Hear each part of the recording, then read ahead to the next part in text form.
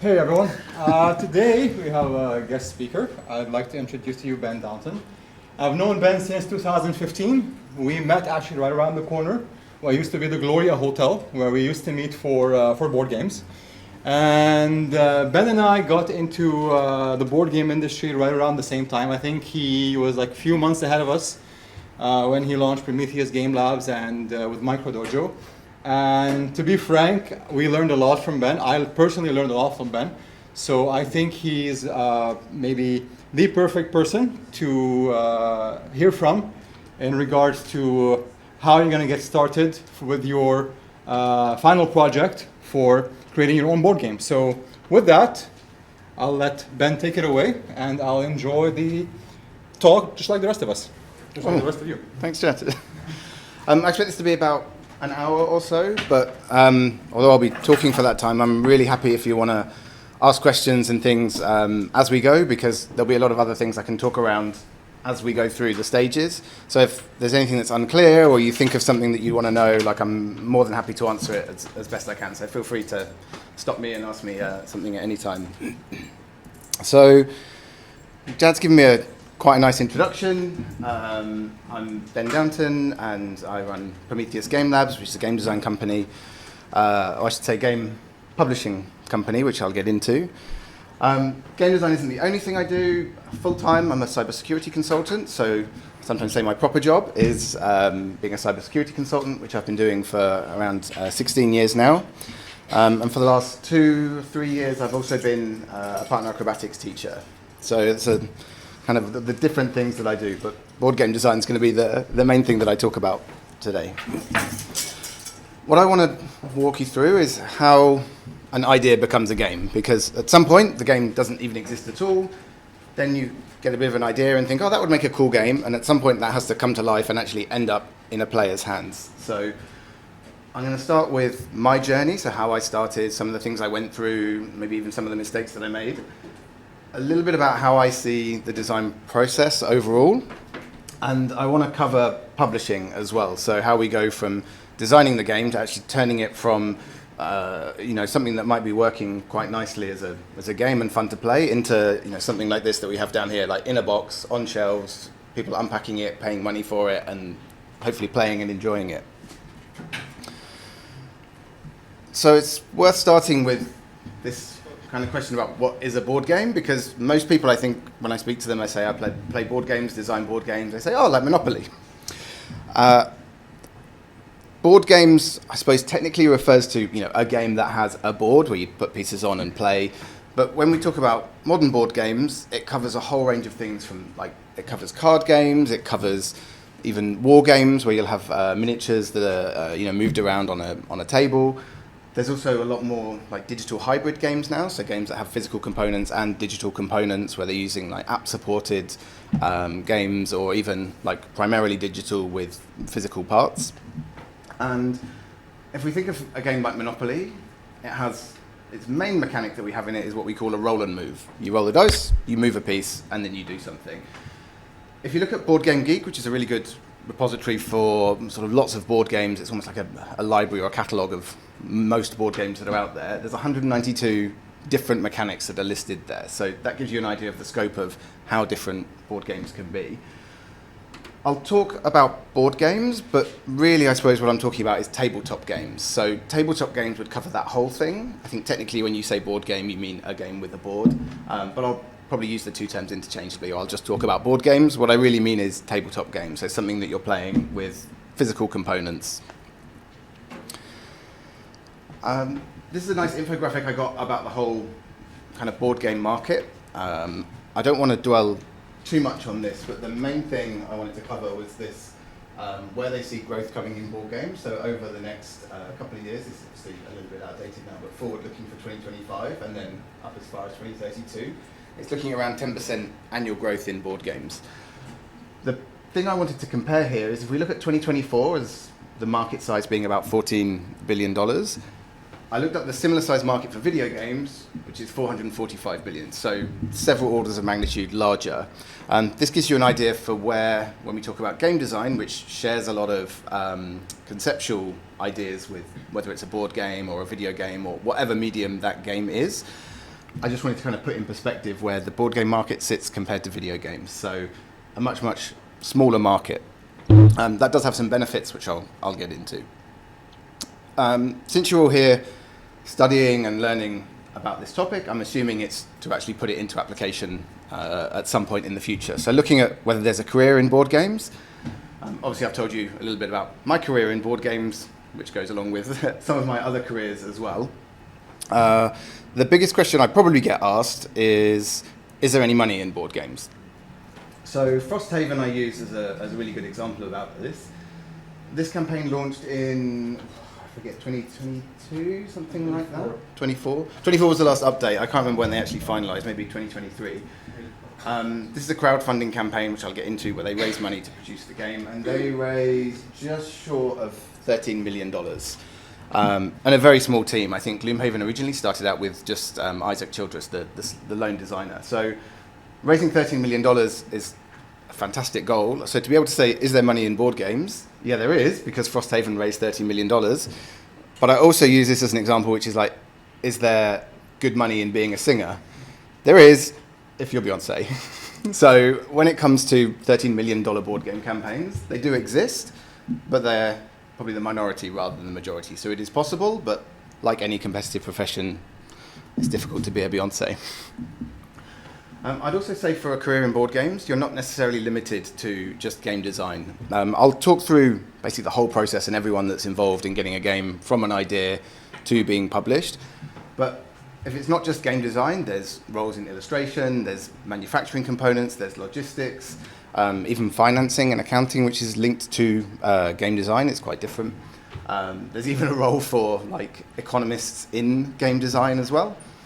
There's localization, which involves translating games into different languages. So there's lots of different roles in game design or board games in general. That said, I think the large majority of people that get involved in board game design are what we call hobbyists or jobbyists. So people talk about it as a jobby, meaning it's sort of a hobby, sort of a moneymaker. So a lot of people that are in the game design industry for board games won't necessarily be doing it as a full-time role, but might be doing it alongside other things. Again, there's definitely possibility to make it full-time, but it depends sort of which way you go with it. I think one of the things I like about the board game industry is it's very open for entrepreneurs. So actually being able to get into game design, although, like I say, it can be challenging to make it very, very profitable, there's also, I'd say, a relatively low bar to entry. There's not really much stopping you. Certainly when I started, I basically just started with an idea and thought, oh, let's see how this goes, and managed to build that up into a business over 3 or 4 years. So you don't necessarily need to find employment, to apply to jobs or to have relevant qualifications. It's actually very accessible to get into. And I'll talk about crowdfunding, which also makes it quite accessible for lone designers. So now I've talked about how difficult it is to make money in board games. Why bother making a board game? Firstly, I think it's quite a unique medium as an experience. Video games, although are very mature as an industry, when it comes to tabletop gaming, there's still a lot of development to go there, and I see a lot of, it seems strange to talk about board game as a technology, but we understand more about how people work, how board games work, we understand how to use components in interesting ways, so I think it's quite a unique medium for a different experience. It's also, as gaming in terms of video games sort of moves more online and we're less connected to other people physically, board games give you that kind of time away from the screen and time to socialize and connect with other people in person. So I think it's quite unique from that perspective. Another reason I think to make a board game as opposed to a video game is it's quite achievable just on your own or with a very, very small team. Even some of the big game publishers and designers that I know of are still an incredibly small team. They might engage with experts for certain things, like for illustration, but I think Stonemaier Games hired their first employee. Stonemaier Games is a very, very successful company. It was limited to just the owner, Jamie Stegmaier, for many, many years, even though they had several million copy selling games. Another thing... Stonemaier Games, we've got them on Viticulture, Wingspan, Wormspan, We have one here. all the spans. All the spans. All the spans. Yeah. Another thing that's beneficial about making a board game is it can potentially be a shorter development cycle. So where video games can take quite a long time to kind of go through this sort of release and test and quite a long cycle to develop, board games can be quite compressed because they can be simpler as well. So I'll go into that with my timeline. As I say, you're working with a more niche market, so in some ways that can be good because there's a little bit less competition. You can make something a little bit more unique. And the final thing why to do it is just because you want to. I mean, that's why I started. When I started in it, I wasn't thinking, I'm going to do this, I'm going to make loads of money. I thought, wouldn't it be cool to make a board game? And it developed from there as I started to connect with the player base. So, very good reason. Maybe one of the best reasons to make a board game. So I'll talk you through my journey and how it started and how I got into it, because it's, I'll say when I started reading a lot and learning a lot, and it seemed like everyone else that was successful in game design had this like neat story about how they got there and what their goal was, and it seemed very defined. And when I started, I was a bit like, oh, I just want to make a game and then see where it goes from there. Now I'm looking back. Now I have that same story, which is, oh, this is how it went, and I had this direction, but I think it's good to go through the steps that got me there so you can see when you start out. Bear with me. Bear with me a second. Right here. I thought this thing would supply power.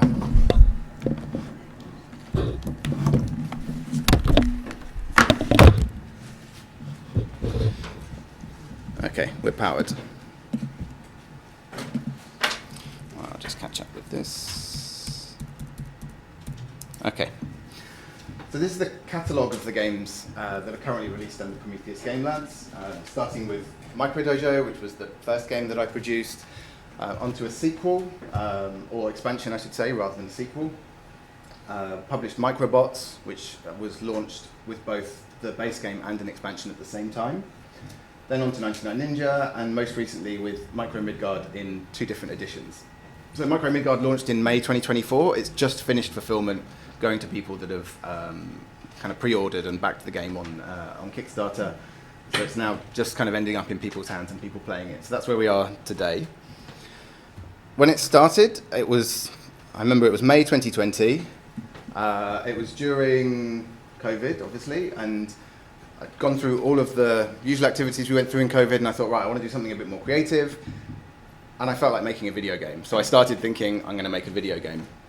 If any of you know Stardew Valley, amazing thing about that was it was created by one person. So one person did the music, the artwork, the story, the underlying game mechanics, the coding, and so I thought, well, if one person can make a game, like, why can't I make a game? So I started looking at different game engines that I could use, like Unreal and Unity and Game Maker. I spent a few hours on some tutorials and a little bit of fiddling around, I think, in Unity to try and create like an outline of a framework. And my goal was to create like a twin-stick shooter type of game. I thought it'd be quite simple, like a top-down view. I wanted it to be about pirates because I thought pirates were cool, and I thought it'd be cool to have a monkey pirate, and that was pretty much my idea for the game. So a twin-stick shooter that had pirates and this guy in it. After probably a few hours of looking at tutorials and things, I realized like this is going to be really hard. I think I was talking with my brother about that I had this idea for the video game, but it was going to be kind of hard, and he said, oh, why don't you make it into like your idea but into a board game, because he knows that I'm into board games. And I thought, yeah, this idea won't really work as a board game. I think it makes sense as a video game. I don't see how we could have this experience as a board game. And then probably like the next day, I thought, oh, maybe I could make it into a board game. So again, I started looking for resources that could help me. I started listening quite a lot to the Board Game Design Lab podcast, which is a fantastic podcast. Of their archive now is tons of episodes just about lots of different topics, interviewing experienced game designers about particular game design topics. I engaged with a lot of social media groups, so the Board Game Design Lab group on Facebook and several other sort of board game design groups that are on there. And I started to design this idea I had for a twin-stick shooter as a board game. One thing I also did, I talk about this as the Seinfeld method. This was something I picked up from the podcast. From what I understood, Jerry Seinfeld, the comedian, had this idea that he does some writing for his comedy every single day. And even if it's only a small amount, he does some writing and has built up this kind of chain, this unbroken chain of every day I've done some writing. And so if you look at you can just about see this little calendar in the background. I did the same thing where I thought, you know what, I'm going to do something on this every day. And some days it was small. I got back home at like midnight and thought, oh, I haven't done anything today. And I'd write one line in the spreadsheet and say, okay, I've done it. Other days I would sit down and say, okay, I'll do 10, 15 minutes. And then as you get going, more and more ideas come and you get into it. So that's kind of why I started turning this video game idea into a board game. Then about middle of June, I had a playtest with 3 other friends of mine, all very experienced gamers and people I enjoy playing games with. I said, let's try out my game. And it sucked. It really wasn't very good. I got 2 kind of main pieces of feedback, I think both from them giving it to me directly, but also just through observing how they were playing, I managed to pick up a lot. And I realized this cool idea I had in my head wasn't translating to them getting that same experience. One major flaw of the game was, like I say, it was an experience, but not a game. I come across this quite a lot with games that I play, that perhaps games that I don't think are very good, or even games that are maybe at an early stage of development, is it worked, it was fine, you could do the things in the game, but it wasn't a game in the sense that it had interesting choices, and I didn't feel brought into the game. I felt like, oh, I'm just operating it. The other thing I realized, the more I got into this, is that it didn't really work as a product.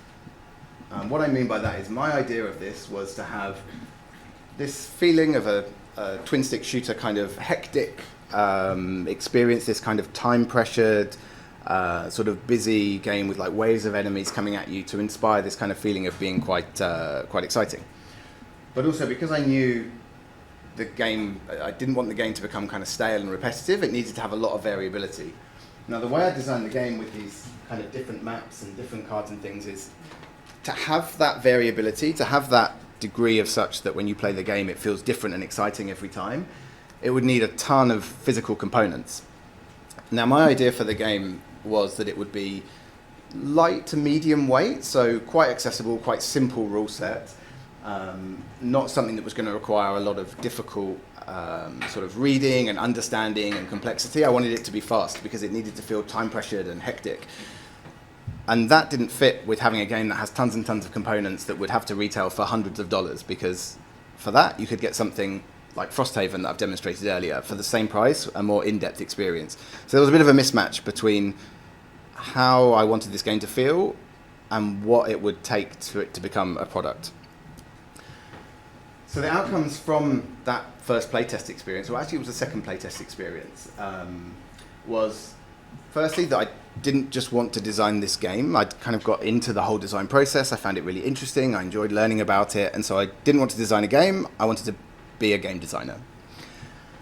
I also spoke with a friend who'd launched a game on Kickstarter previously and who I felt had a lot of experience and seemed very knowledgeable about the process. And I said, look, I'm interested in getting into this more, and I thought I could learn from your experience. And the best thing he told me was, he said, start out with something small, because their release cycle, their first game, took them a lot of money to develop and also, I think, 3 to 4 years to launch. Their first launch wasn't successful. I'm not sure how they got on with the second launch. And I thought, you know what, if I'm going to work on something for 3 to 5 years, I want to know that this is going to be successful. I don't want to spend 3 or 4 years on something and go, oh, that didn't work out. Because also I was starting to think more long term, I started thinking, how can I build trust and build an audience for future games? So I thought, what if I start with something small, use that to learn, use it also to kind of, in a way, fail without too much cost. So if things did go wrong, or people didn't like the game, or I made mistakes, it wouldn't be a huge problem. I haven't wasted a lot of time and money. And then also to then build onto bigger things. So after that, I decided I'm going to start something small. And I created this design goal, and this kind of chart here is me writing down, sort of in note form, all of the things I expected the game to have. And this is really, I would say, is my design brief, which I'll come on to what the design brief is in a bit. So my goal was to create a game that fit entirely within an envelope. I was inspired by this little pocket game here called Province. So this little game, I was visiting the UK, visiting a friend. We were going to a friend of a friend's wedding, and I met him at the train station. We were taking the train into Cambridge, and he said, oh, I got you this game. and it cost him, I think, about $5. It came in an envelope, and it was this cool little 2-player game that was about this big in a bag. And we played it on the train table. It took us, I don't know, 5-10 minutes. I think we played a couple of times. We had fun. And I put it in my jacket pocket, and then I kind of forgot about it for the rest of the day. And I thought, for a small experience, it was really cool. Like, it didn't need to be a big box. We didn't need to carry it with us. It was something we could just whip out, play on the train, put it away. So I thought, I'm going to try and create something similar. And I'm going to fit it in an envelope, because then when people buy the game, it's going to be really cheap to ship it out to them. It's not going to be a big cost. So that was my goal. I decided I wanted to make it a 2-player game. The reason being, one, to scale a game to sort of 2, 3, 4, 5 players adds another layer of difficulty in terms of the design. I also quite like 2-player games as a unique experience, because they're really a zero-sum game. Every gain I get is the same as a negative for my opponent. I like the tightness and that head-to-head element. So 2-player games I find quite appealing. As a small game, I knew it couldn't be 2 hours long. I couldn't, didn't want to come in a big box. It's going to be cheap. It's going to be quick. But I also wanted a high degree of variability. So one of the flaws I felt with Province after I'd played it 4 or 5 times is it felt like you're pretty much doing the same thing every time. So for the price and for the size and the time investment, great experience, like fantastic value. But I felt like, I kind of wish there was more to this now. I sort of feel like I'm over it quite quickly. So I wanted to have a high degree of variability. So that was my design goal. The next stage, I think I thought about the idea that I had for this game for like maybe a week. And I spent a lot of time thinking about all the potential problems it could have. Like, how do I make sure people don't get stuck in one space? And how do I make sure that one person doesn't run away with the lead? Like, how do I make sure there's tension throughout the whole game, but also not being so tight that you feel like you have no agency? And so I thought about it for about a week. And then I said, you know what? I need to make this game. Like, I could keep thinking about it forever, but I need to actually make it. So I started off putting some ideas for the structure into a spreadsheet, because it helped me kind of structure what the different components were going to be. I then spent 10 hours on a Friday solely working on this. And I said, you know what, I'm going to start making this, and I'm not going to stop until it's made. I used some things like the component sizing from Province. So I actually measured with some digital calipers all their component sizes, because I knew they'd managed to make it work from a manufacturing perspective. So I thought, if I start with that, I know that at least is one hurdle I don't have to cover. I drafted the rulebook, so it had how I expected the game to be played, but also some notes in there for variations of, maybe we could try this, or perhaps this could work better. And I said that I uploaded it to Tabletop Simulator. That actually came a little bit later, and I'll talk about Tabletop Simulator as it goes on. But this cutout was my first physical prototype, but it started on that first day purely as digital. So after the prototype was made, it went through various playtests, a lot of playtesting with people online on Tabletop Simulator, playtesting in person, as you've seen with that last picture. And then after around 6 weeks of that, it probably had about 60, 70 playtests. So some of them were just done with myself, some of them were done with other people, getting feedback. And after about 6 weeks, I decided, okay, the game is good enough that I don't think there's going to be a fundamental change to the overall design. There might be some tweaking and balancing, but that's the point when I commissioned the artwork. So if you look at the difference between my artwork with images downloaded online and just enough to kind of get the game working, and then passing that over to an artist with my design brief about how I would like things to look, and some back and forth and making this. So that was about 6 weeks. Then preparing for the launch was all of these other things. So once the game design was in place, there was still ongoing testing and ongoing tweaking and taking feedback from people. But then after the artwork and graphic design, there was getting quotes from manufacturing, so working out what this was going to cost. A lot of time spent marketing, so building an email list, talking about the game on social media, getting feedback from people, sharing things as they developed, sharing things that maybe did or didn't work, and so on. To prepare for the launch of Kickstarter, I also had to reach out to reviewers, so see if people were interested in actually playing a preview copy of the game, giving their thoughts on it, and using that to build this kind of what we call social capital on Kickstarter, to show it's not just a game idea that's come out of nowhere. This is a game that people have played, people have enjoyed. I spent a lot of time on logistics, so actually figuring out, once the game's manufactured, how do I get it to people how do I make sure there's not like excessive, when we talk about taxes, things like VAT in the UK and Europe, how do we make sure that there's not like excess charges that would stop people from getting the game, or just undermines the model of it being a cheap, easy game to deliver. I worked on the print and play, so allowing people to download the game and cut out and make their own version so they can test it out and see if they like it, as well as a public tabletop simulator release. There were how to play videos that I created, so filming myself and filming animations for how to play the game, drafting the rulebook, making sure that was in a clear state. It was a whole lot of other things that went around preparing for the launch. After that was successful, the first campaign, I was hoping to reach maybe 500 people would buy the game. I thought that would be a good place to start, and I can build on it from there. I thought maybe only 100 people will be interested. The first campaign really took off, and 2,000 people ended up buying the game, which was just an incredible start. I'd already had ideas for an expansion when I was designing the game. It was essentially a lot of things that didn't make it into the base game, either because they'd be too complex, or they needed more design, or there wasn't component space. So I already had the expansion in mind.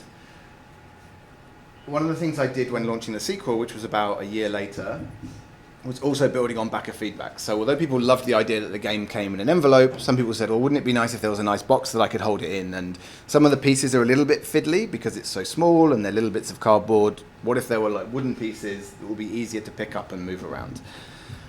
So the plan was always next to launch the sequel and the expansion. After that, I then moved, or not rather moved, but expanded from not just publishing my own games and designs, but publishing designs from other people. So it started with Simon Beale, who's the designer of Microbots. He's also a game designer, and we looked at each other's designs, we play tested each other's prototypes, and so on. Simon actually had a big input into the solo mode for MicroDojo, so people can play that on their own.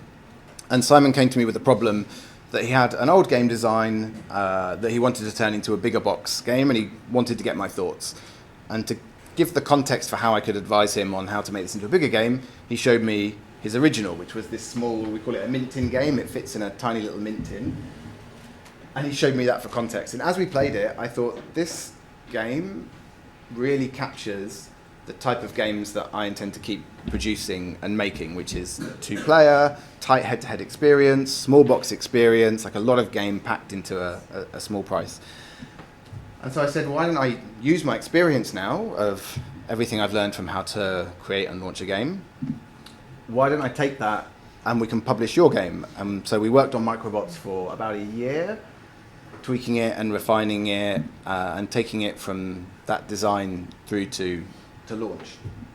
Around about the same time, Ivan Alexiev, who is actually the first person to play MicroDojo, my first game.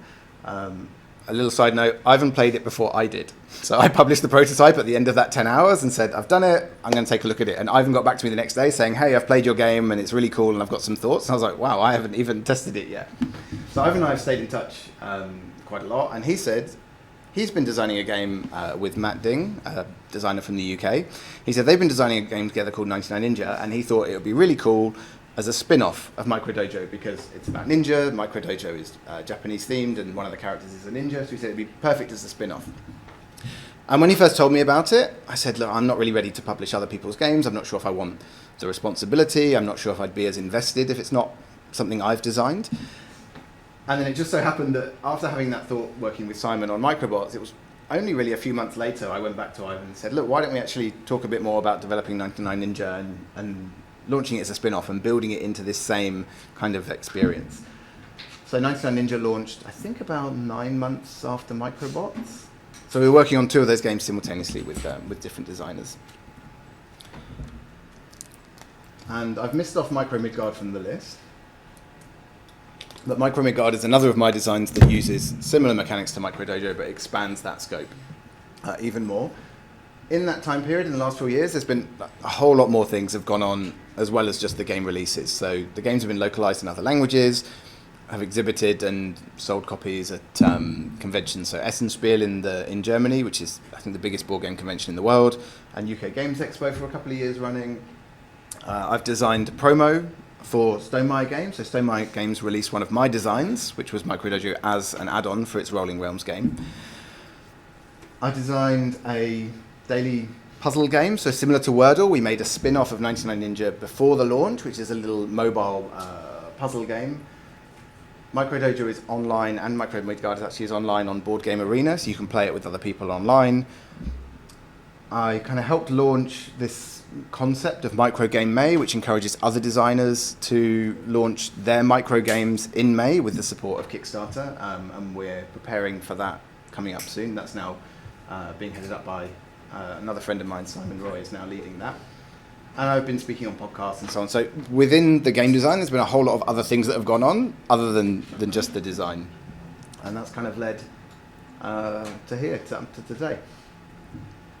So I hope that gives you a bit of an idea of all the steps I've kind of gone through with game design.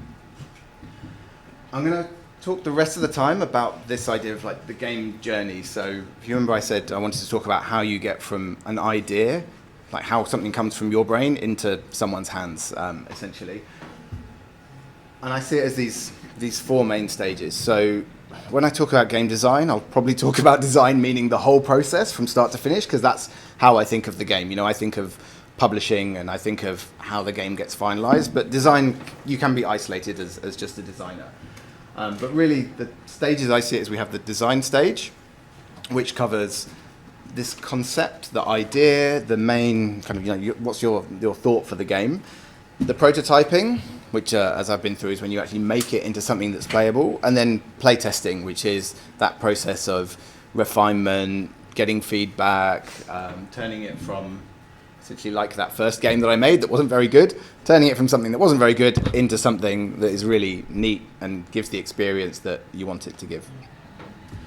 The development stage I've separated, which for reasons when I come on to publishing will be made clear, but the development stage is really where you do more of this refined balancing. So where I mentioned after 6 weeks or so with Microdojo, I'd got to the point that I commissioned the artwork. That's at the point where I'd feel I'm into development rather than design, because I'm not going to be fundamentally changing the game. There might be some tweaks. For example, in Microdojo, some of the abilities changed a little bit. Some of the costs in the game and the amount of resources you pay in the game changed a little bit. There were some quality of life features, like the way the score track is laid out and sort of physicality aspects of the game. But I knew that the game wasn't going to fundamentally change. It wasn't suddenly going to become a card game, or it wasn't going to suddenly introduce a third player. So that's really when I was in the development stage. The development stage is also where I spent more time on what I call the product design. So the sizing, in other words, I want the game to fit in an envelope, but what size envelope? The option I went with in the end was a C5 envelope, which is the largest envelope that can be sent from the UK internationally as what they classify as a large letter, with a thickness of 5 millimeters and so on. So that's where we're talking about the product design. It also includes things like manufacturing constraints. So when you're cutting out cardboard components, the die, which is the metal piece that cuts through the cardboard, needs to have spacing of around 3 millimeters for bleed, because it can shift a little, and 6 millimeters apart from the physical construction. So all of these kind of product things come into that. Even things like weights, like weight of the product, because that will change shipping costs and so on. So that's the development side, turning it from the game into a product. The publishing covers what I consider the steps from actually turning now that product into something that people would know about and would want to buy. So it's the manufacturing, the actual physically making the game, but once the game's physically made, it's no good unless people are buying it and playing it.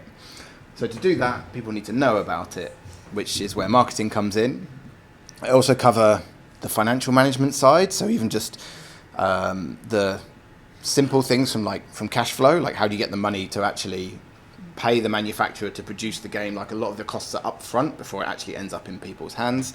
But also just things like the financial planning, from what's the cost of the game versus what are the costs I will pay if I'm selling to a distributor rather than selling direct to a person. What are the ongoing costs I have for running an online store? All of that kind of stuff that comes with publishing. The fulfillment. So fulfillment is how you actually ship it from a warehouse to a customer. And the big one, which I think quite often gets forgotten about, is customer service. So if you're looking at game design or publishing a game as a way of building a brand, so not just publishing a game, but publishing lots of games and building a customer base, customer service makes sure that people that buy your game are actually content with the final product, that they can have their questions answered, all of these things that go around customer services, dealing with issues, whether a game is missing a component or something's not printed right or something didn't arrive. Customer service is a big part of that. And then finally, I'll talk about selling the game. So perhaps the most important part is once you've got this game, how do you actually get it? Because until someone buys it, until someone says, I want to pay money to enjoy this experience, then the game, it might as well not exist at that point. So really important final part is, how is this game going to sell? I'll talk about the different channels that you have for doing that, so the different ways of doing it. And I'm going to focus mainly on crowdfunding, because that's the route that I took. But I'll give you an idea of the different kind of approaches for that. So the first thing people usually ask me when I say that I've managed to create and publish a game is, how long did it take? This is just an idea for how long it took me. I would say an average from sort of an idea through to release can be about 2 to 3 years. It seems to me that's about normal, but it also depends how much time and intensity you put into it. So firstly, when I talk about the design, people say, oh, how long did it take you to come up with the idea? The idea is basically instantaneous. I knew what my outline was going to be, so I knew I wanted a small game. I knew I wanted it to be for 2 players. I had this idea that I wanted what we call a Euro type of board game. So I knew it was going to be using a worker placement mechanic. And I remember when I had the idea, I was swimming at the time. It seems to be that's when a lot of my ideas come. I would go for a swim and have time to think because there's nothing else going on. And so the idea for this 3x3 grid for the game, where the workers would move from space to space and activate something there, that took minutes, seconds even, to have this idea. Like I say, I thought about it for about a week and I sort of mulled over some ideas in my head, but then the actual creating that first prototype took me 10 hours on a Friday. So sitting down saying, right, I'm going to keep working on this until I've got a complete game. Then the playtesting period, or I'd say that primary playtesting period, was about 6 weeks. Playtesting did continue to go through right up until the release, and in fact, even between the release and the actual manufacture, there were still even some little tweaks going on. But the playtesting took about 6 weeks. From that, the art and design was about 1 month after that, so going back and forwards with the illustrator to talk about what I wanted, what would work, and then a lot of work afterwards to take those illustrations and structure them in a way that was clear, what I'd call kind of the UI of the game. The product side, so designing the die lines, working out the sizing, what I could fit on there. One thing I had to do was cut down the number of buildings in the game, which are the sort of random abilities you can get, from 16 down to 12, purely because there wasn't space on the board. So that meant I had to decide what are the 4 buildings in this game that are adding the least to it that I can cut. Some of those made it into the expansion. But yes, the product side, so working out the costs, working out the sizing, all of that was about another month. Logistics was about a month, and this one, it felt like was an actual month purely on logistics. I felt like there wasn't much playtesting, there wasn't much design going on. It was purely reading tax law, asking questions, understanding what other people have done for solutions, looking at fulfillment companies, so seeing if someone could handle the fulfillment for me, working out the pricing on shipping costs to work out, or could I do this myself? If I was going to do it myself, working out what I would need in terms of equipment, all of this stuff. So just logistics of getting the game from a factory to a player was about a month. The marketing was ongoing throughout, pretty much from the time I had the concept, certainly from the art and design, through to launch. And I felt like, other than the problems to be solved in logistics, marketing was one of the biggest time sinks. I felt like I was doing about 5% design and 90% marketing. The crowdfunding campaign ran for about a month, and during that time, I'd say I was pretty intensely focused on the crowdfunding. So whilst the game is live, essentially it's got a 1 month window for people to be able to back the game and to pre-order it. So before then, you couldn't order it. After then, you couldn't really order it. During that month, most of my focus was on that. So that was answering people's questions, writing updates. You could argue that's also marketing, but coming up with things that I can share about the game to get people interested, to ask their feedback, and so on. The manufacturing was in about 6 weeks. Actually, for the first game, I had it manufactured local here in the UAE.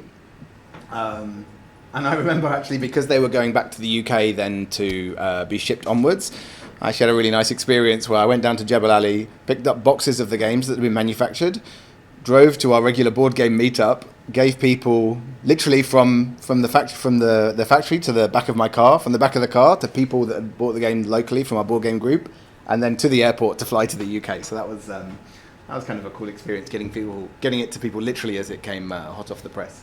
But yeah, around 6 weeks to actually get the manufacturing done, to get those proofed, to check the digital proofs, then check the final copies and kind of confirm those.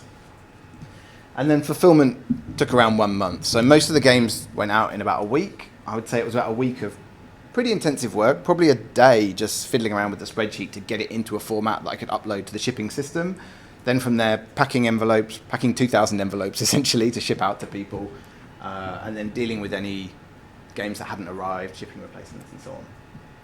So if I look at that 11-month total, I would say it was about 9 months to launch here before the crowdfunding campaign, so around about 9 months from that idea to launch.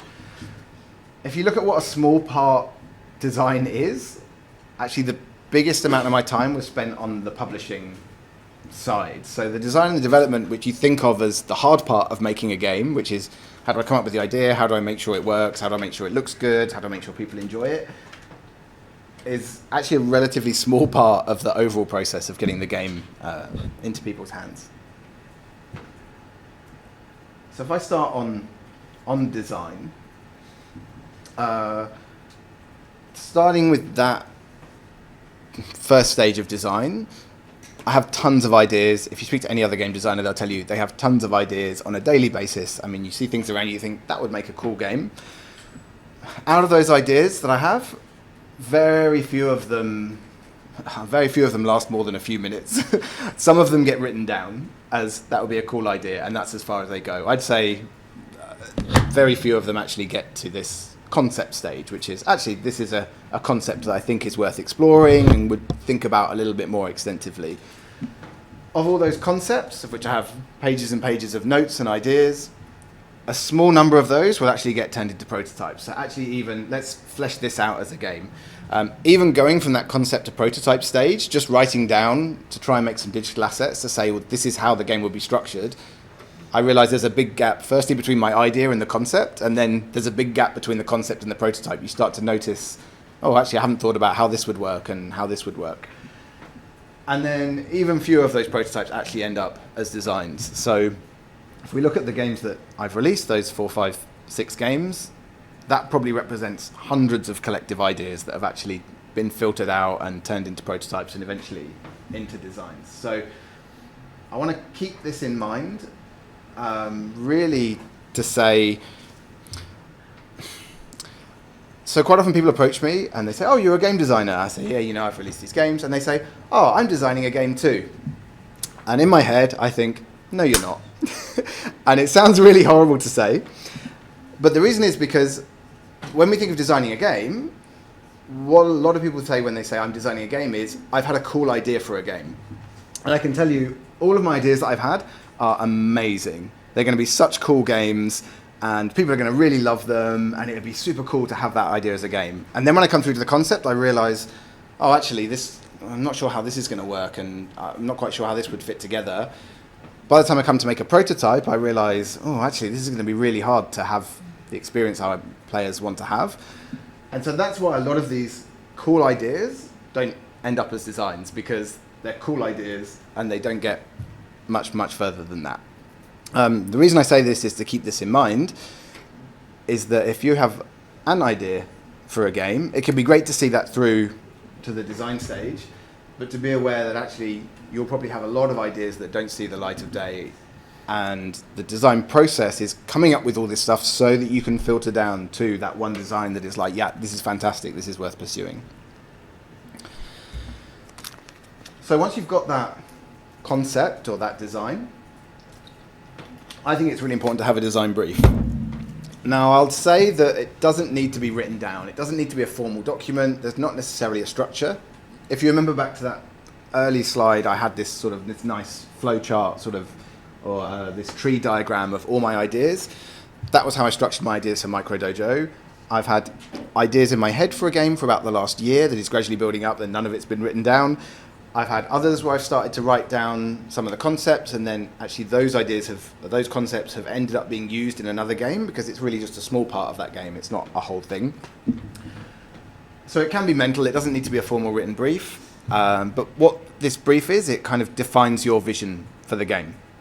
And that's really that first step of taking the idea to a concept, because when you have to formalize your vision, as I say, whether it's written or mental, you start to realize that this idea you had might actually not be a whole game. It might be a piece of a bigger game, or it might be several pieces, but it might not be the full thing. So the design brief helps you define that vision. I'd also say it grounds the ideas in reality. So as I've said, the ideas are always amazing. Like when I think of the idea for the game I think about the experience players will have. I think, wow, they're going to really enjoy this. They're going to find this really cool. When you actually write it down, you start to realize, okay, this is something where, yeah, maybe it's not quite so perfect, and that's what the design and the playtest process is for.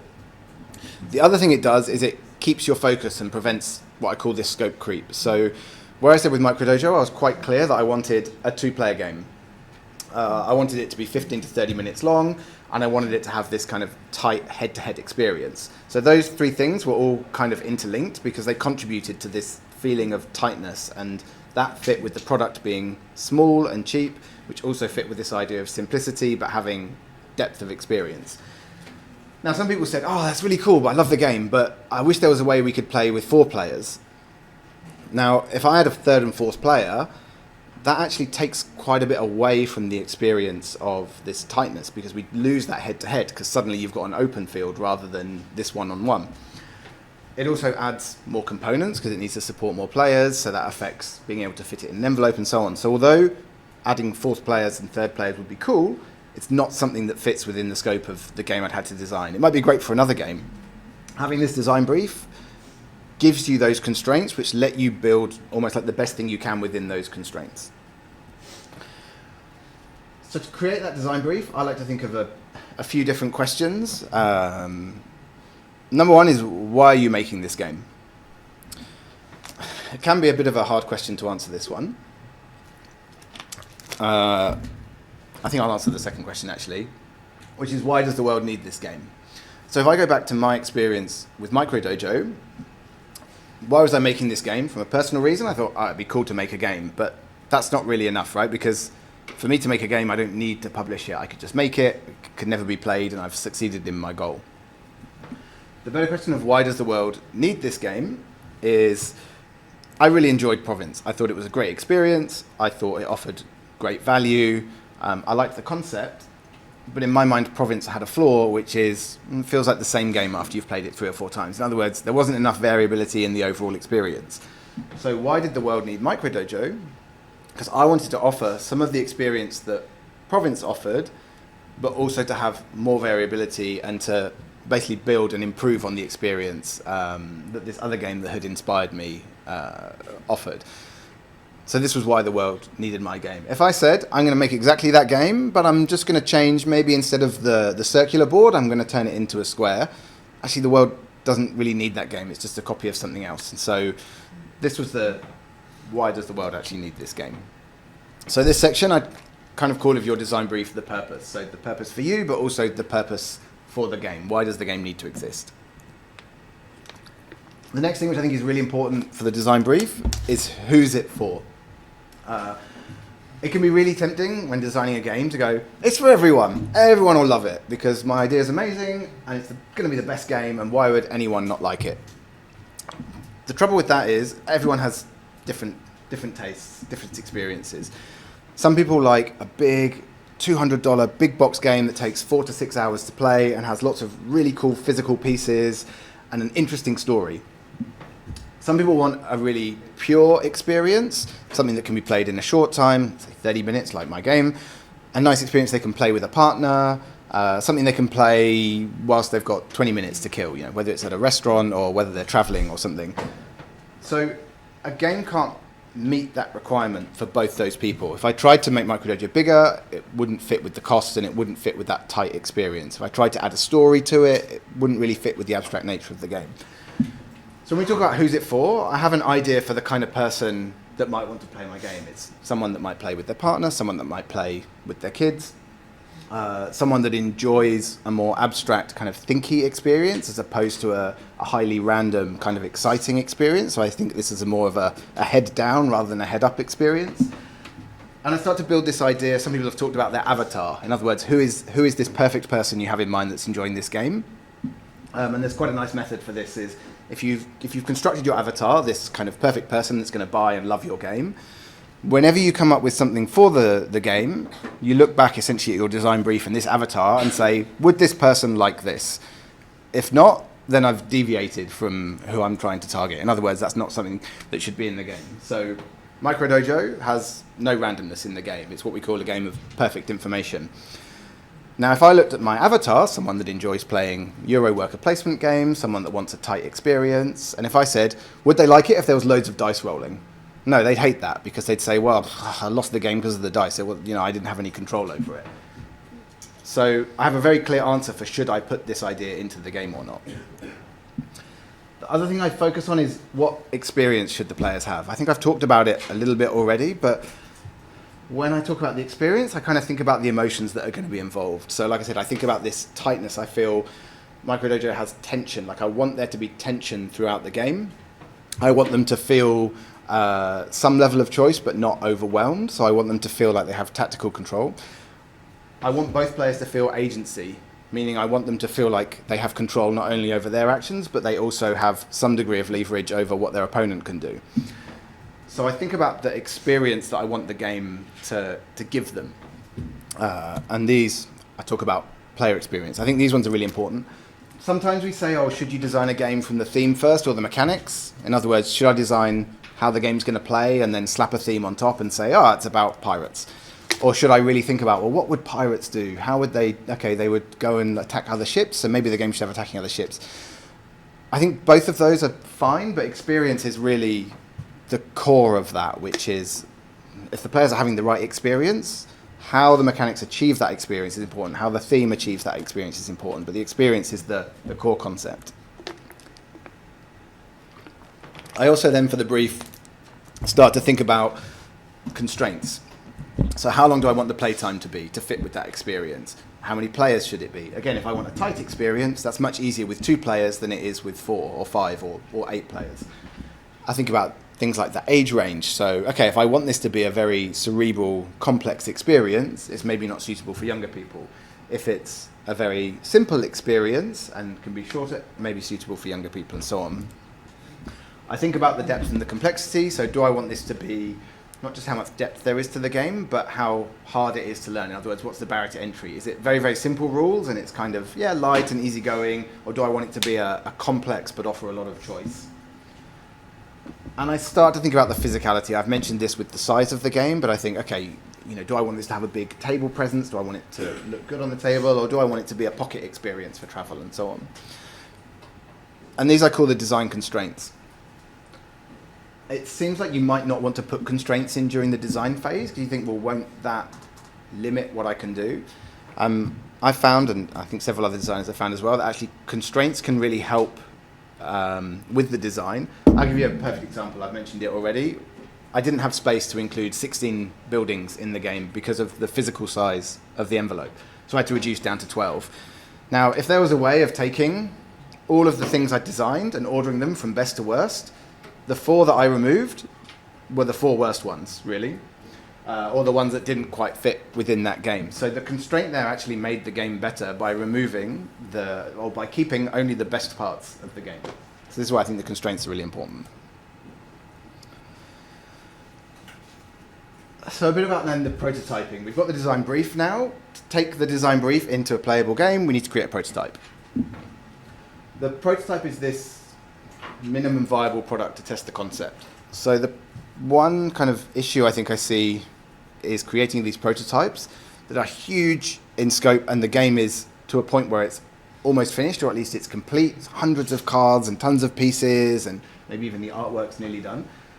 Thing is, when you have a prototype, it's unlikely to end up as your final game. So if you spend a lot of time on the prototype, you're actually potentially spending time on things that won't make it into the final game. You're wasting a lot of time when you could actually be getting through to the playtest stage a lot quicker.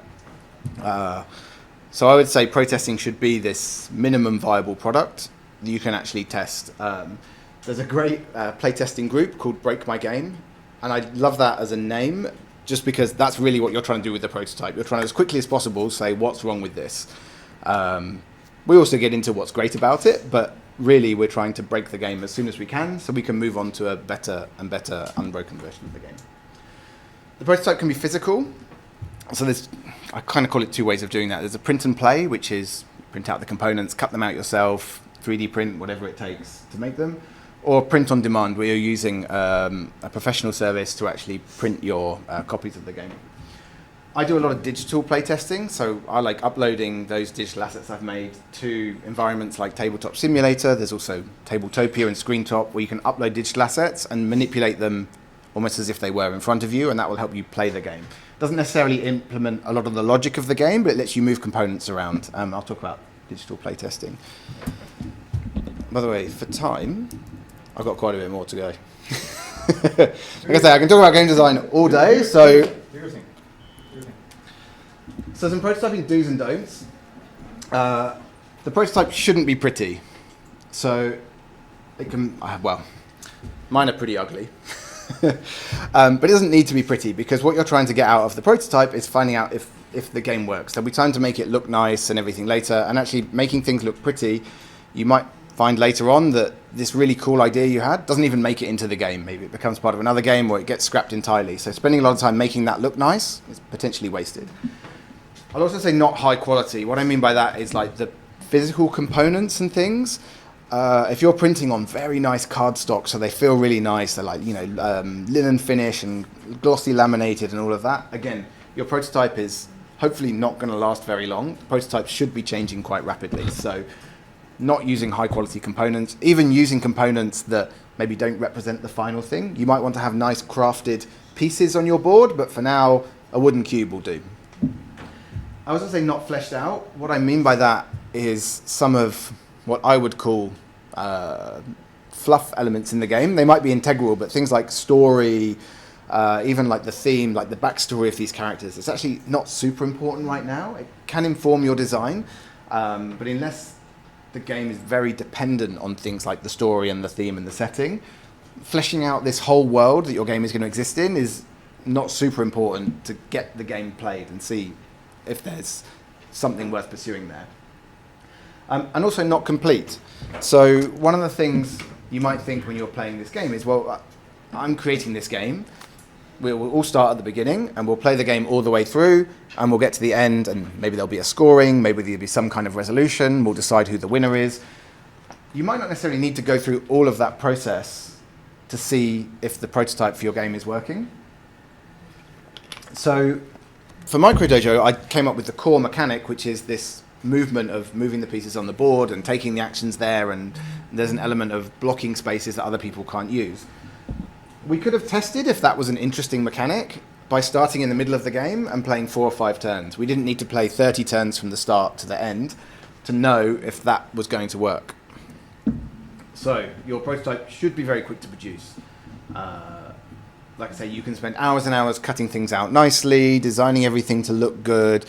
I say it should be quick to produce because we want to spend as much time playing this game as making this game, or rather more time playing this game than actually making this game, because the process of turning that concept into something that can be played doesn't necessarily add a lot of value to your process, whereas being able to play that game, you get valuable feedback, you see what works, it leads you on to the next iteration. So spending as much time as possible on that rather than the crafting is really important. I may interrupt you for a second. So speaking about your final project, and just to add to what Ben was saying, what I like to do for prototyping, and I think this would be very good for you guys, is I just use blank flashcards and I write on pencil on them. And then I erase the hell out of them and write and change the numbers and change the stats until I'm ready to even touch Photoshop before doing anything else. And I think given that you guys have, what, 13 weeks in total, or is it, or 11 weeks, to do this, those of you who already have ideas and are like already imagining using Midjourney to do all of the artwork and designing the boards and whatnot, just get A3, A4 papers, flashcards, get a pencil, and start doing all of your things with a pen and pencil, and start testing your game. Forget about the story now, forget about the backstory, forget about the world building. There will be time to get to that, but as Ben was saying, right now is to figure out if that cool idea that you've already had is actually viable, or if you're going to play it around and say, oh, this is absolutely broken because so-and-so strategy or so-and-so thing makes the game unplayable. So those of you who already have ideas, get some flashcards, get the prototyping. Mm-hmm. Yeah, excellent. I'm also saying that it should be flexible to change, and this is where I come on to the digital playtesting. I say flexible to change during play. It might seem surprising that you think, well, I've got to create this game and then see if it works from start to finish.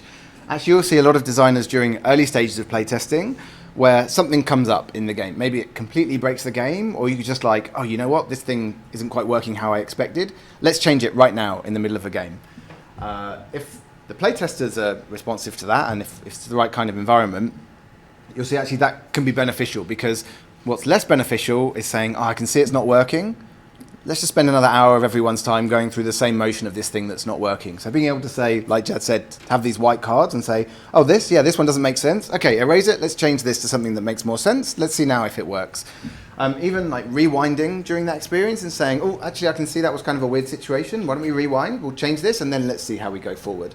So the prototype should be flexible to change. If it's all nicely printed and cut out and laminated, you're in a difficult position to change that. One of the reasons I like digital playtesting is you can literally change those files on the fly. I've done that during playtests where I've gone into my art tool, changed something, changed an ability, uploaded it, it gets into the game, and then we carry on. So yeah, being flexible to change is super important for that prototype. And as I say, it should showcase the experience. So if the interesting part of my game, Micro Dojo, is that movement mechanic and that tension, then I just want to let's set up a scenario where we have that tension, and let's see if that tension is maintained through that experience. If the experience is like, yes, the experience works, but the game takes an hour and a half, we didn't need an hour and a half to know that it's worth pursuing that experience. Equally, if the experience really doesn't work, again, we don't need to spend an hour and a half going through all of the other parts of the game, like a slow start or maybe a rush to the finish to find, well, actually, the thing that is good about it is working or not working. Let's work out how we can build the rest of the game around that. So that's what your prototype should do, really. And then when it comes to the playtesting, I think when we start with playtesting, it can be tempting to say, does the game work? Your first playtest, I can pretty much guarantee this because all of mine are, it's going to be confusing. The players won't really understand what's going on. Your playtesters will also do things that you hadn't anticipated. If any of you have played any games like Concepts or Codenames or some kind of game where you have a team and they have to guess what you're thinking, you'll realize that, wow, no one is thinking the same way I am. I can't believe people would come up with this idea. So when you're playtesting the game, even with very experienced game designers and playtesters, people are going to be confused. You're probably going to be confused because you're going to think, well, my rule set makes sense, this is what you're meant to do, and then you come across a situation in the actual game where you say, oh, that doesn't fit with the rules, or I don't know what should happen here. What happens if there's a tie? Things that you hadn't thought about. So it's going to be confusing. It's also going to be disappointing because that idea you had in your head, like I say, all my ideas are fantastic because everyone's having such a good time and there's this tension and it's a really unique experience, and the playtest, none of that happens. Maybe not none of it, but most of it doesn't happen. There'll be bits of those experiences, but it'll also be frustrating and it won't be fun and it's going to be tough. So instead of focusing on the playtest for saying, does the game work? I like this, what experiences do the players enjoy? So if people say, do you know what? I loved that idea that like I could kind of plan my moves so that I could limit the options that my opponents has and I felt like I had some control over the game. Then I think, how can we get more of that experience? Because that was something that people liked. If they say, well, I found I felt like I was just doing the same thing over and over after a while. I say, okay, we didn't have that. That wasn't a good experience. How can we make those parts of it less repetitive? So really, for the early stages of playtesting, I'm not thinking, does the game work? Because I know it's not going to. What I'm really thinking is, how can we capture those experiences that players are having? Sometimes even the experiences that players have is not what I intended. So when you're writing the rules and you're coming up with your idea in the game, you're defining what players can do. But that doesn't necessarily translate into what experience they're having whilst doing it. And so I've had playtests where actually something I hadn't intended came out, where someone said, oh, I really like this idea, that we kind of got into this standoff and we were seeing who was going to kind of pull the trigger first. And I thought, oh, I hadn't intended for that to happen, but that seems to be an enjoyable part of the game, and let's kind of add some more of that in there, or work out how we can structure the game in a way that that experience more often than not comes out. So that, I would say, would be the goal of your playtests. Now, when it comes to running the playtest, there's actually like several stages of playtesting, and that will define how you want to run that playtest. So I've talked a bit about the concept playtesting, which is that very early stage of the prototype, saying, is there something here that's worth developing? Is the concept that I had in mind actually delivering on the experience I had in mind? Does the played experience fit with the brief that I had in mind? When we go through like a development phase, we have internal playtesting, so that's usually, for Microdojo, a lot of it was me playing against myself, playing both sides of the game. It can be playing with a small group, it can be playing with people that are on the same team, as in like if you have a design team, or a closed group with other designers. Usually then later on you have open playtesting or public playtesting, where you'll actually release a copy of the game to, again, it could be a more select group, or it could just be open. This is where I release it with people that have played my other games, and I say, I know people that liked and bought my other games would like this experience. I'm interested to see if they like this new experience, and if they like the old one, I want to know what they like about the new one, what's missing, what's better, what's worse. And then what I'd consider kind of a final stage is blind playtesting. So instead of me being involved in teaching the game, because that can influence how people behave or perceive it, instead of me saying, oh, this is what you're meant to do, I want to see, does it actually work for someone that's just picked up the rulebook for the first time? Can they function? Can they play the game? Where do they have sticking points? What's difficult? And also, without my guidance, will people play in a way, in other words, will the game steer them towards playing in a way that lets them have this experience, or can it kind of go off into the wild somewhere? What I'd say for running the playtest is, number one is playtesting with your target audience. So I want to test my game with people that I know like Euro games, like head-to-head games, like short experiences, like this Thinky experience. I know if I playtested my game with someone that loves a really cool campaign and likes getting into the story and reading all the backstory of the characters, that my game is probably not going to resonate with them. So if I played with them and they said, no, it was okay, but I found it a bit boring, that's not great feedback for me, because I wouldn't expect this person to find the game exciting. Equally, if they said they loved it, I might also want to take that into account as saying, well, actually, although this person loved it, I need to understand if this is because they liked it as a different experience, or maybe my game hasn't quite gone in the direction I wanted it to. So playtesting it with people that you expect would enjoy your game will give you an idea for if you're hitting those right notes. I also say playtest with people who have no stake in the game. It's quite common that we playtest a game with friends. I've done it where I've playtested with friends, or even with people that are not necessarily big gamers, but are related to, for example, I started designing a game around acro yoga, and I tested it with some of the other people that I do acro yoga with to say, did they like the game? And I watched them play the game. It wasn't great. I could see that the game was not super exciting. And then afterwards, everyone said, oh yeah, it's a nice game. And I was thinking, but it's not a nice game. I can see like no one was having fun. It wasn't miserable, but it was okay. And that's because they, for whatever reason, didn't want to give me feedback around saying, actually, it's kind of boring, or yeah, it was okay. But these are people that have a stake in me and our friendship, and so don't want to damage that. So actually, I say having a playtest with people that don't have a stake in the game means you'll get more honest feedback, because you want feedback about the game, not feedback about how people feel about you, which means if people are being polite and trying not to hurt your feelings, you're potentially not getting the right feedback to know if the game is worth developing further. And also, lastly, define your goals for the playtest.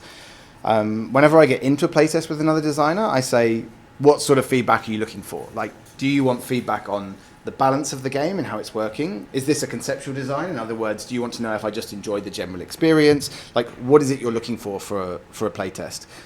If it's just a general, oh, play the game and see if you have fun, it can be quite hard to focus on, again, was that a good playtest? What feedback do I want to change?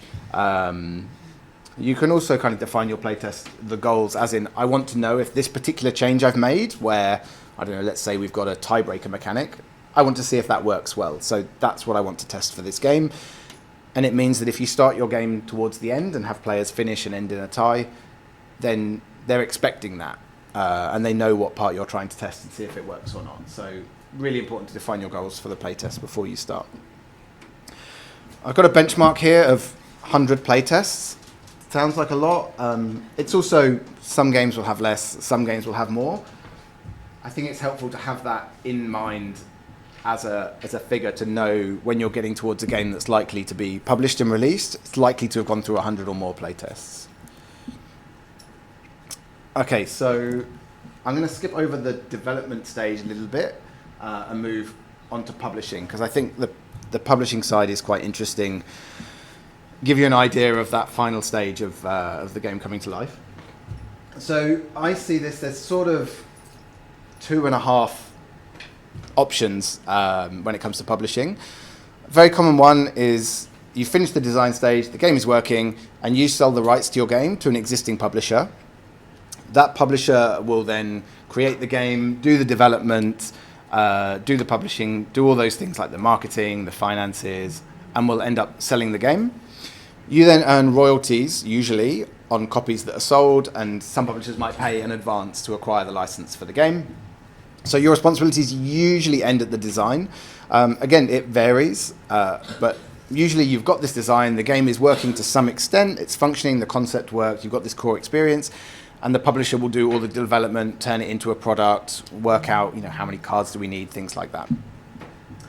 The traditional role for self-publishing, if you say, you know what, I don't want to sell the rights to my game to a publisher, I want to create this game myself. The traditional way is you would use your own money to fund a print run. Most manufacturers have a minimum order quantity of around 500, so you're looking at printing 500 copies, and you will then attempt to sell those copies. Where you sell those can vary, so you can sell them direct to consumers, so people can buy online, can buy at trade shows, or through something like Amazon, through the Fulfilled by Amazon service. You can sell to distributors, so distributors will buy games wholesale in bulk at large discounts, and they will then sell to retailers, and retailers will put the game on shelves or potentially their online store, and people will come and buy them from the retailers. So there's a few different ways of going through that. The approach that I took was self-publishing, but crowdfunding. So with crowdfunding, I don't know, maybe I could have like a quick show of hands, like who has heard of crowdfunding or knows what Kickstarter is? A few hands. Okay, so we'll talk more about what crowdfunding is. Crowdfunding essentially is a limited time, you have a campaign where people can call it back a board game. So what people do is they pledge money. It's almost like a pre-order to say, I will pledge this much money to the campaign, and I expect to receive this finished copy of the game for this price. The way that the campaigns are constructed is a funding goal will be set. So the publisher will say, if we reach this much money raised, then the campaign will be funded, the game will be produced, and the funds are transferred to the publisher.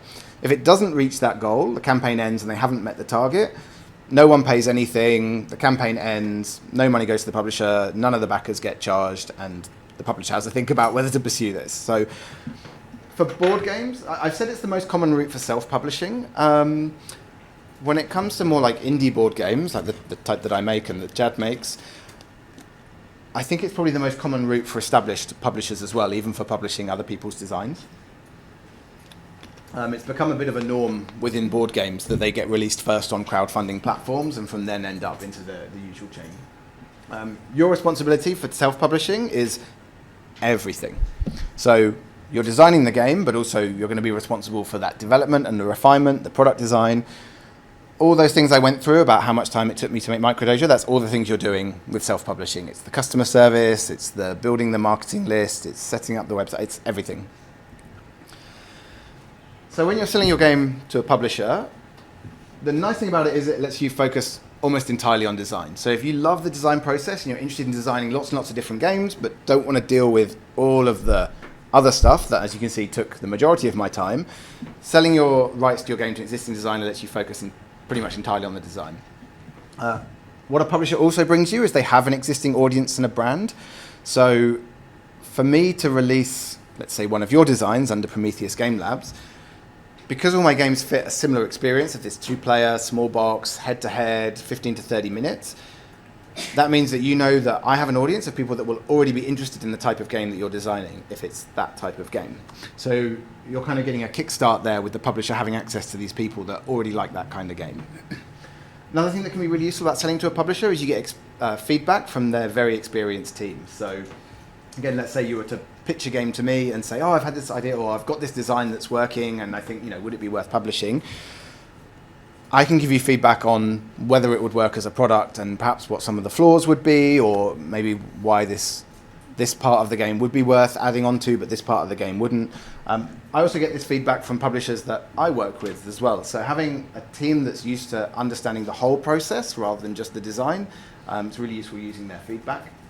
And they also have a view from this game through a product lens. What I mean by that is, you know that the game needs to sell. And if we have this really cool idea for this game that has a board this big, and it comes with a book with a story, and it's this thick, and it's got 1,000 hours worth of playtime, and it's super exciting, and it's got all these dice and things, it might be really cool, but it's going to cost $900 to even break even to sell this game. And no one's going to pay that for a game no matter how cool it is. And so the game in that format will never get to exist. So having this view of the product lens will help hone the design into something that can actually end up as a game and be sold. Downsides of selling to a publisher, it's quite a low return on it. I think the average royalty rates are about 5%, meaning for every $100 that gets sold of the game, you get about $5 back, or as a royalty. That can be even lower when publishers are selling through to, say, distributors, which are usually around 40% of the retail price, meaning actually you're getting about 2% of the retail price on that. So it can be quite a low return. We'll skip the publishing? Okay, no problem. I think we'll go on to the crowdfunding. So you have this option of the selling the design through to the publishers. I think if we talk about self-publishing, the traditional model, so the nice thing about self-publishing your game is you know that your game's going to kind of come to life. Downside of that is quite a big upfront investment. So you're having to get your game manufactured, putting all this money into producing it, and you're not necessarily certain that it's even going to sell. It's also very difficult to reach those channels like retailers and so on. So the crowdfunding model, and this is the one that I've pursued, when you do crowdfunding, you get to retain control. So you can decide how it's going to look, what the sizing is, what product's going to be there. You're in full control of everything. And I like that, seeing it through from start to finish. One thing to consider is you are building a business when you do crowdfunding. So it can be suitable for just say, I've got a game I want to launch, but really what you're doing is you're doing all the things that go along with the business, like inventory management and customer support and so on. So as I say, it's a lot more work to succeed because you're having to do all of these other things on top of the design. And there is still some upfront investment. So when it comes to crowdfunding, you really need an almost final game rather than what perhaps crowdfunding was traditionally, which is putting up an idea and seeing if people are interested in it. So I do want to talk about crowdfunding, which I'm going to talk about in the selling side. So when it comes to selling a game, we've talked about where the designer sits, which is kind of here at the start of the process. The actual kind of overall chain for a game ending up from your idea into someone's hands usually goes through all these steps. So the publisher will handle the parts that I've mentioned. Possibly it will go to a consolidator, which takes bulk orders of games and sells those to distributors in bulk. Distributors then sell those to individual retailers, and then the retailers end up at the customer. There's sort of a middle if you're selling on Amazon. Amazon kind of fits in between this view of a distributor and a retailer, and actually the margins and things work out to be roughly in between a distributor and a retailer. You've got online platforms if you're running your own store, which will let you sell direct to customers. And you might also have, alongside the publisher, licensees. So MicroDojo is licensed in French and Hungarian, for example. The licensee does the translation. They have essentially taken my design and my artwork and so on and turned it into a product in French or in Hungarian to then sell through this same chain. Where crowdfunding comes in is this almost direct from publisher to the customer. This is where you get backers coming onto the campaign. So I said I'd give a bit of an overview about crowdfunding and what it is. I think the key points are it's a time-limited campaign. So you set a target to raise funds, have a limited time period for people to back it. They pledge a particular reward. I want this copy of the game or this version or these add-ons. And publishers use the funds to manufacture and deliver the product to the backers. Quite often the model is, let's say 1,000 copies of the game get sold. I would actually use the funds to produce, say, 2,000 copies, deliver the 1,000 copies to the people that backed the game, and then use those other 1,000 to go through those other channels and to end up through distributors and into retail stores so people can continue the game afterwards.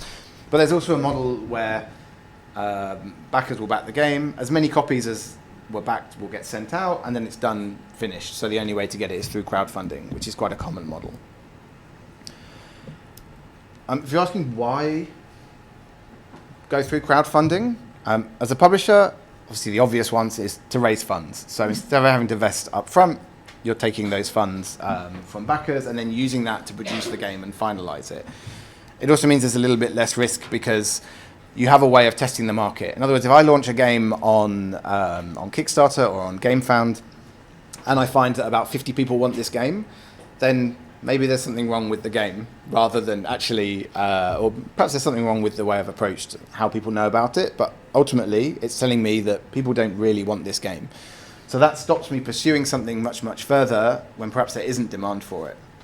Another nice thing about it from a publisher perspective is it engages the community. So most of I'd say a lot of the feedback I get from the design comes from other people that have played the game or want it. They've said, it would be great if we could do this. And I think, actually, there's a way we can fit that in there. So having all those people engaged and interested in your product means you'll get feedback from them that can improve it. Why would consumers want to do this? Because you could just wait and go to the store and buy this game off the shelf. One reason is the game might not even exist without crowdfunding, or it might be that you can only get this game through crowdfunding. So quite often people will back these games on Kickstarter to get early access to them before it ends up in stores, or maybe even it's the only way to get them. Quite often there's discounted pricing. The reason for that, if I went back to that sales model that shows you that whole chain, is because it's going direct from publisher to the customer. A lot of the costs and things like that would go to a consolidator and a distributor and to warehousing and storage and all of those things. Actually, those can be trimmed, and so you can offer better value by going direct to consumers. One of the other sort of big reasons is there's a bit of a trend within games to have exclusivity for certain things. So it might have a Kickstarter exclusive promotional card that you can only get that does something different in the game if you've backed it through Kickstarter, or it might have a deluxe edition that looks a bit different. So that's why people might want to back a game on Kickstarter rather than in the store. And lastly, actually, some people actually really enjoy being engaged with a project to allow them to shape it into something that they want. So I get comments during the campaign of someone saying, I like this, it would be really cool if you could do something like this. And then I can say, that's a good idea, I'll look into that and see if we can make that happen. One of the things I did for the expansion for MicroDojo, because it has a variable setup, I actually opened to the community.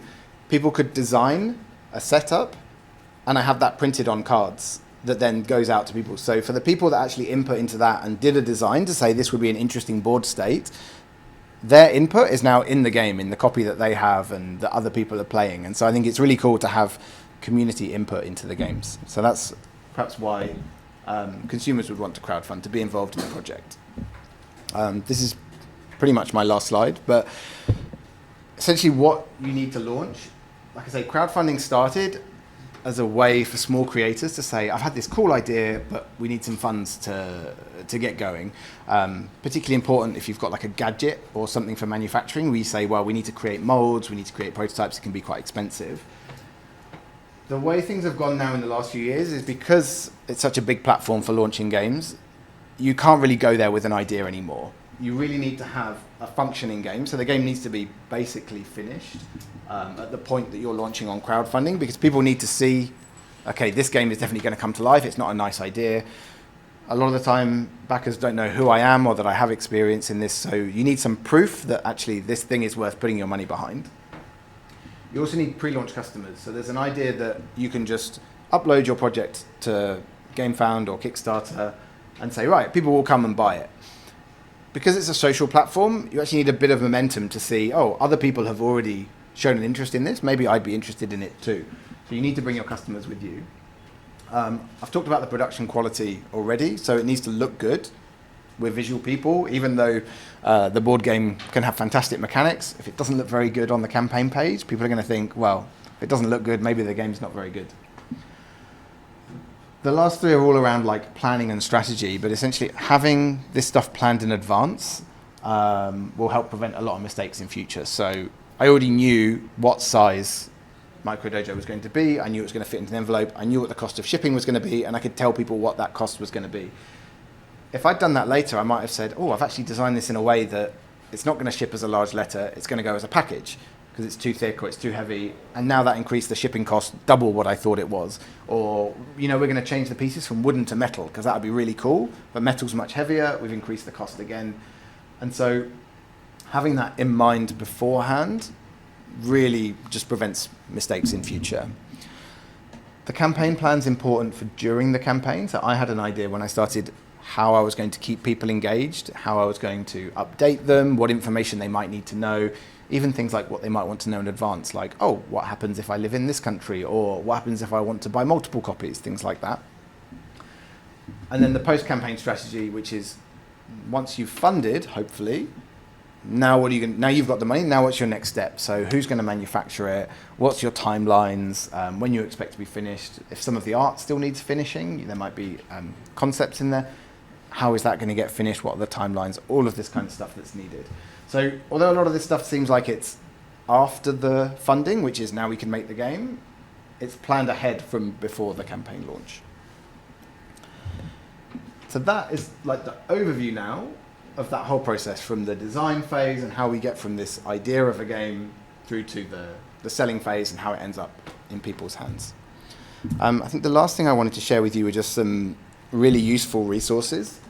Like I said, the Board Game Design Lab podcast I found very, very useful because a lot of the episodes are around a particular type of mechanic or maybe a type of experience or something. You can search through the archive and find something that's relevant to the game that you're planning to make. There's a book called The Art of Game Design, which I found fantastic. It's taken me forever to read because I read about 2 pages. It's probably about 500-600 pages. And I'm 2 pages in, and I'm having all these great ideas, and it makes me want to go and do something. But it's a really great book that covers game design in general. A few other things like useful blogs that you can read and go through the archives. The big one I'd say also is playing games. So I've played a lot of games. I enjoy playing games, and those inspire me. I can see what other games have done well, and those inspire me to the types of things I want to create in my games. So trying to create a game without having experienced lots of other games is going to be very difficult. So even if you ignore any rest of this stuff, playing games is legitimate research for creating yours. And that's how we design and publish a board game. Awesome. Thank you, Ben. With that, does anybody have any questions for Ben? Yes? No? Yeah. So you mentioned that you had ideas that you want to do your game and then you had to like a prototype. So let's say for example the mechanics or like the strategies, and then you want that to be game. How do you think of the ideas on how to use it, and like what design or elements in the game that you want it to be? So, does that make sense? Yeah, if I understand your question, you're saying how would I, if I have an idea for the experience I want people to have, how do I design the mechanics to give them that experience. Is that what you mean? And like the element itself in the game. What do you mean by the elements? So for example, you want it to be a competitive, like Uno for example. Uno flip, the mechanics is like you want it competitive. When it goes to the black side, it's chaotic. And so there's like there's a stack card that you have to keep pulling until you get a specific color, for example. And so like that's the idea when they designed it, is that okay, you have a stack card, you have the flip card, you have the +5, that brings it like the chaotic side. So if you have an idea, how can you put it in the game and like what elements can you find? Yeah. So if I look at Micro Dojo, I had this idea for essentially how you take a turn, which is, I've got them up here, but essentially you move one of these pieces to an adjacent space, you take the action that's on that space, and then you cover up the piece, and that means your opponent can't move that piece. So that if we move this one, they would have a choice of the remaining 3. Once they've moved, there's 2. And if I move one of the other 2, my piece moves and the other one becomes available. So that's how you take a turn in the game. But that doesn't necessarily add up to that full experience, right? So like you say with Uno, it has these different cards that have different functions. The overall how you take a turn might be drawing a card, playing a card, but the function of those cards is what adds to that experience of Uno. That's the thing that adds that tension, for example, or that kind of that feeling of getting close and then being disrupted by someone else. So I had the idea for the movement mechanic, but for that to be a full game, it needed other things that supported that experience. So if I want to move to another space, there's some reason for me to want to go there, and there's some tension between my opponent not wanting me to go there, because I want to do the thing that's best for me. So I needed to frame it around these other parts of the game, and the way I did that was with the 6, you can see the buildings, the little square tiles on the edge of the board, which would give you special abilities that only apply to you, so that gives you a reason to want to get them. And then the objectives that are along the top, there's a game I played called Cerebria that I really liked, where it shows you all of the objectives in the game, and they're laid out in order at the start of the game, and right, first I'm going to have to do this, then I'm going to try and win this one, then I'm going to win this one, so you know what's coming. And I like the idea of being able to see what you need to do and plan ahead to try and achieve that. So I borrowed that idea from Cerebria. I like the idea that the things are visible in advance and that it forces you to plan, and then structured the game around achieving those objectives. So if your question is how do I come up with mechanics, some of it is borrowing ideas and pieces from other games that I've played, and then a lot of it is actually just play testing. So I would come up with a mechanic and I think the way I've designed this will lead to the experience I want. And we play test it and we find it does or it doesn't. And sometimes during that playtest experience, the playtester will give me some feedback that what if you tried this? Probably one of my favorites actually is in Micro Midgard, the game that's just recently released. There's 2 different objectives, and originally you could score one or the other. When you score one, it gets removed, the other one stays, and so you try and score the other one. And after playtesting for about 15 minutes, we scored one of the objectives, and the playtester said, I thought that when one of them happened, we lost the other one. So I thought you were trying to decide which one of the 2 scores. I was like, no, that's not what happened. But that's a really good idea, because now that adds of which one are we fighting over? And so quite often the playtesting will give you ideas either directly or indirectly where you say, I want this to happen, and now we found a way to make that happen within the context of the game. My second question would be let's say you started with the board and just the points. Yeah. How would you know that you wanted more let's say other tokens, other attributes to the game, etc. Yeah. Again, so to know what I need to add or remove, there's 2 processes of kind of game design. I've heard it called sculpting and I guess painting and sculpting, but 2 processes. One is you start with everything, you start with a stone block and you chip away and you get down to what's left and then you keep chipping away. The other option is you start with nothing and you keep adding things on until you get to where you want to be. It ends up being a little bit of a process of both. So there'll be some things you change, some things you say, you know what, we can remove that part of the game entirely. There'll be other things where you say, well, it works, but it doesn't have this aspect I want, so we need to add something. Again, that mostly comes through playtesting. Playtesting and getting feedback. Very often if you play with other designers, they'll say, oh, I liked it, but wouldn't it be cool if this happened? That's where a lot of ideas come So from. like technically also get feedback from others that can help with the ideas that Or you're even trying to original feedback within the team. So a lot of the playtesting initially, as Jen was mentioning, happens within the internal team.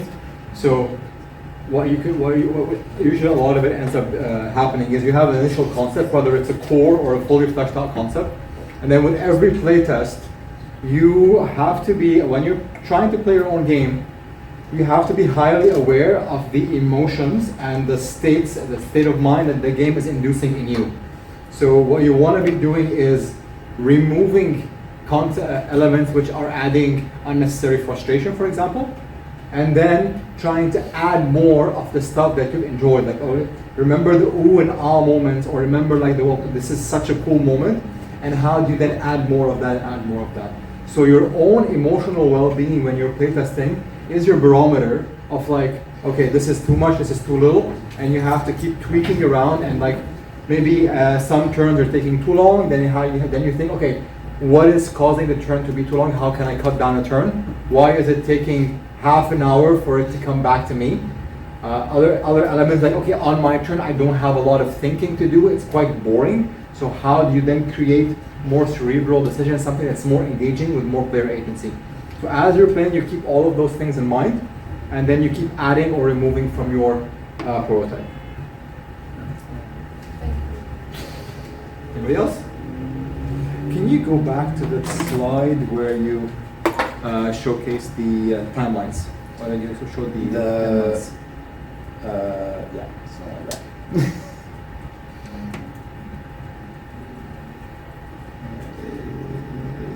Yeah, this one. Okay. You might look at this and say, oh my god, how am I doing this in 11 weeks? I'd also say 11 months is quite short for... Sure. So, what you're trying to do basically is somewhere between here and here, kind of. So what you want to do is come up with a concept, prototype it, play test it as much as you can, and then refine it well enough not to publish for general audience, but refine it with artwork using generative AI, using your friend, or if you yourself draw and do things, so that you can put it in a package that then is good enough to present to us as a final project. So, all in all, I mean, this is 100 playtests. Maybe you can get to 100 playtests in less than 3 weeks, or you can even do 50 or 20 or 30 or whatever.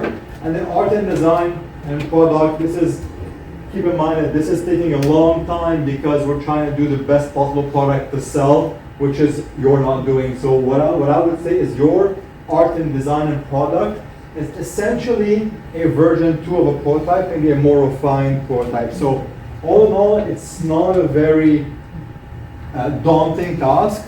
So you don't have to really worry about all this stuff when it comes to your own final project.